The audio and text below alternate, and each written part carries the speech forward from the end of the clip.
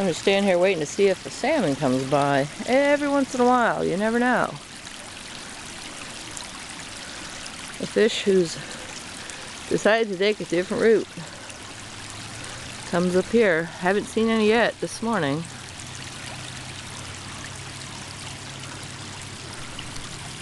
They're lucky I don't like to eat them, or I'd be standing here with a pitchfork.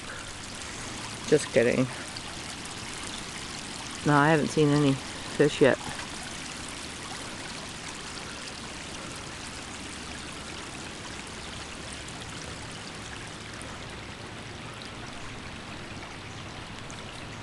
Wow, can't believe it's December 13th, almost Christmas. This is what a Pineapple Express will do. Ooh, those trees are tall. Yes, sirree, Bob.